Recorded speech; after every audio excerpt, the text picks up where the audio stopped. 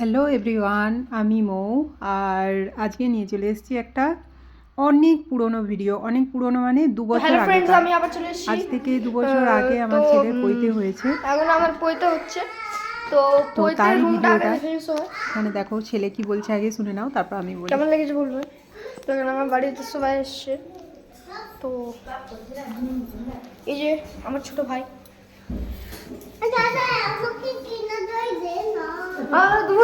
দেবো তো আরো আনবো দাঁড়া। তো এখানে দেখুন মণ্ডপ রেডি হয়ে আছে। তো দাঁড়ান আপনাকে দেখাচ্ছি।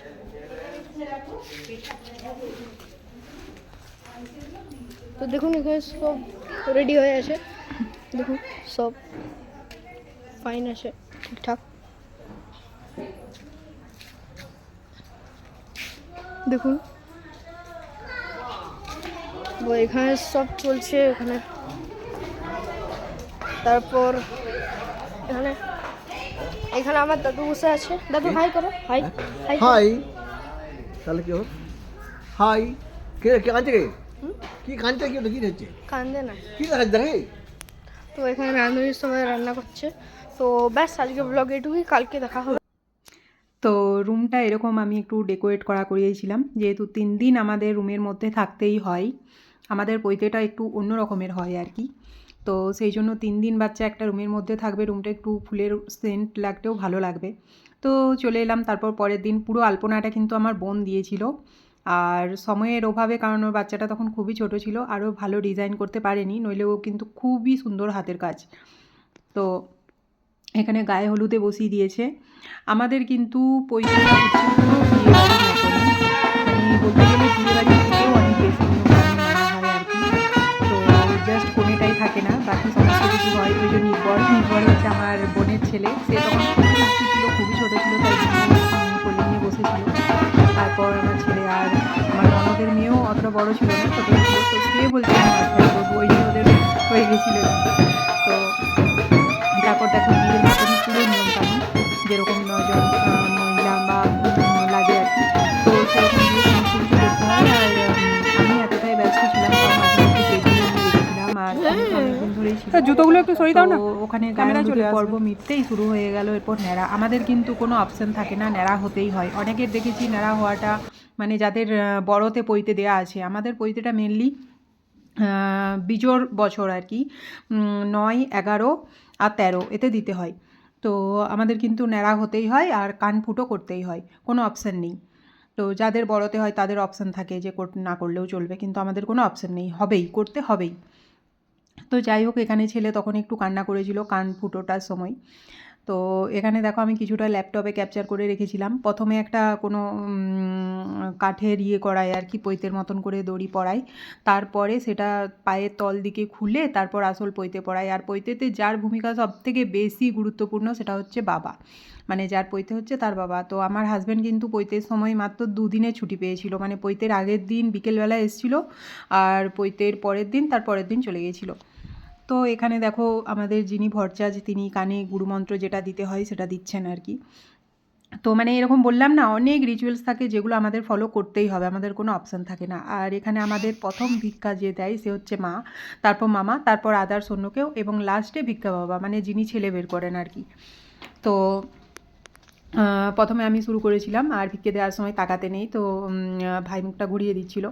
তো এইভাবে চলতে থাকলো। তারপর একের পর এক সবাই ভিক্ষা দিচ্ছিল। আর আমাদের পৈতের যেটা মেন পার্ট আর কি, সেটা আমি একটু পরেই দেখাচ্ছি তোমাদেরকে।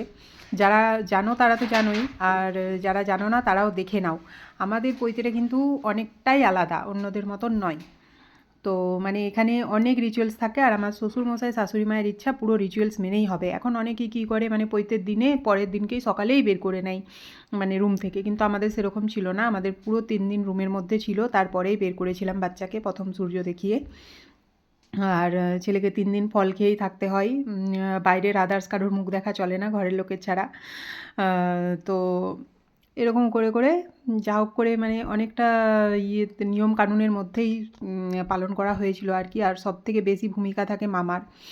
আর মামা, বাবা, মা, বাকি সবাইকার ভূমিকাই থাকে, কিন্তু এদের ভূমিকাটা একটু বেশি, এটাই আমি জাস্ট বললাম আর কি। তো এখানে দেখো আমার পরে আমার ভাই ভিক্ষা দিতে শুরু করে দিয়েছে। তারপর একে একে সবাই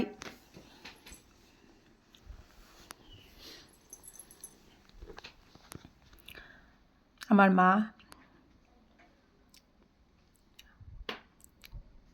এই পার্টটা আমি বলছিলাম, এই পার্টটা হচ্ছে মানে যিনি এখন আছেন ব্রহ্মচারী রূপে তাকে প্রণাম করতে হয়, এবং মাও ছেলেকে যে প্রণাম করে সেটা একমাত্র আমাদের পৈতের নিয়মেই দেখতে পাবে, তোমরা আর কোথাও দেখতে পাবে না। এটা আমি গ্যারেন্টি দিয়ে বলতে পারি যে শুধুমাত্র আমাদের ব্রাহ্মণদের নিয়ম অনুযায়ী তোমরা দেখতে পাবে যে মাও ছেলেকে প্রণাম করে, এবং সবাই করে। এবং যখন রুমে ঢুকে যায় তারপরে আর কারোর মুখ দেখা চলে না, ঘরের লোক ছাড়া, এবং স্বজাতের যারা হয় তারা ছাড়া। তো এটা হচ্ছে আমার ননদ, আমার শাশুড়ি মা, সবাই ভিক্ষা দিয়েছিল আর কি। ছেলে তো খুব খুশি হচ্ছিল যখন ওকে সবাই প্রণাম করছিল। কার না ভালো লাগে বলো, কেউ প্রণাম করলে পা ছুলে। তো এটা হচ্ছে আমার মামি শাশুড়ি, মানে শাশুড়ি মার ভাইয়ের ওয়াইফ। এটা হচ্ছে শাশুড়ি মার বোন আর কি, ছোটো বোন। ফলের ঝোলাটা এত ভর্তি হয়ে গেছিলো, পারছিল না, তো সেই জন্য ভাই সাথে সাথে ফলগুলো আবার বের করে অন্য জায়গায় ট্রান্সফার করছিল আর কি। এটা আমার বড় মাসি, আমার আর কি, আমার শ্বশুরমশাই। আমার শ্বশুরমশাই আর আমার বাবার জামার কালারটা একই রকম হয়ে গেছিলো। তো আমার শ্বশুরমশাইও আমার ছেলেকে প্রণাম করলেন, মানে অলমোস্ট যারা যারা ওখানে ছিল সবাই প্রণাম করে আর কি। এটা একটা আশীর্বাদ স্বরূপ দেয় আর কি, তখন মানে খুব কাজে লাগে ওই সময়, যেটা বলে দেয় মুখ থেকে। তো আমার বর যেহেতু ব্যস্ত ছিল, বর লাস্টে দিয়েছিল, আর আমরা দুজনেই পা ছুঁয়ে তখন একটু ফটো, ক্যামেরাম্যান থাকলে যা হয়। আর এটা হচ্ছে আমার ছেলের ভিক্ষে বাবা আর কি, আর ভিক্ষে মা তখন থাকেনি, কোনো কাজে ব্যস্ত ছিল আর কি, সেই জন্য। তারপরে রিচুয়ালস আবার শুরু হয়ে গেল, এরপর ঘরে ঢুকানোর। আর ছেলে আমার সারাদিন উপোস থেকে লাস্টের দিকে একটু শুকিয়ে গিয়েছিল, মানে মন খারাপ হয়ে গিয়েছিল খিদেতে। এই দেখো এরপর রাজ পোশাকে, মানে বিয়ের পোশাকে চলে এসছে, এরপর ঘরে ঢুকে যাবে আর কি ব্রহ্মচারীর পোশাক ছেড়ে। তো কেমন লাগছে আমার রাজকুমারকে বলো অবশ্যই। আর পুরো ড্রেসটা কিন্তু আমার বাপের বাড়ি থেকে, মানে ওর মামা বাড়ি থেকে আর কি, মানে যাবতীয় তো সব মামা বাড়ি থেকেই করা হয়। তো আমার ভাই কোলে নিয়ে নিয়েছে, এরপর ঘরে ঢুকিয়ে দিচ্ছে আর কি। ধরবার করিস না। এই জিনিসটা আমি বলছিলাম, মেন পার্ট পৈতের যেটা হয় আড়াই পাট, এই আড়াই পাট ভাইকেও ডাকো না। মানে এখানে একটা খুব মহত্ব আছে আর কি, যে বলে ওই 2 পা পূর্ণ আর 1 পা আধা, মানে তোলার সাথে সাথেই পাটা ধরে নিতে হয়, নইলে সে সন্ন্যাসী হয়ে বেরিয়ে যায়, সে আর ঘর সংসার করে না। তো সেই হিসাবে সবাই একটু তোড়জোড় করছিল, আমরা শুনো। সবাই ওকে ভাই কোথায় গেল ভাই? করো না, তাড়াতাড়ি করো না। এই সময়টা খুবই টেনশন, আমি নিজেই টেনশন আছি।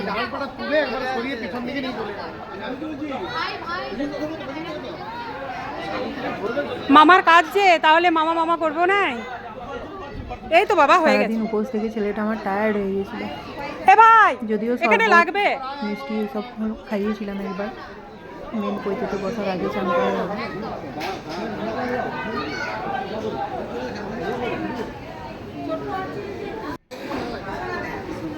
বাবা হড়বড় করবে না ভাই, যা ওইদিকে, যা ওইদিকে, যা। ওই তো আসছে।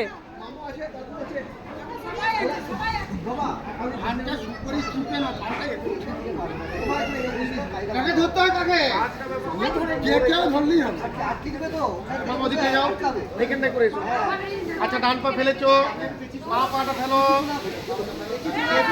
ধরো কেউ নড়ো না, দিয়ে ডান পাটা একটু তুলে, ডান পাটা সামান্য তুলে তুমি ধরে নেবে। তুলো তুলো তুলো, ডান পাটা তুলো, পানে ফেলবে, তুলে না, এবার সরে নাও, সরে নাও, সরে আবার পেছন দিকে নিয়ে চলে যাও, পেছন দিকে নিয়ে যাও, পশ্চাতে পশ্চাতে গমন।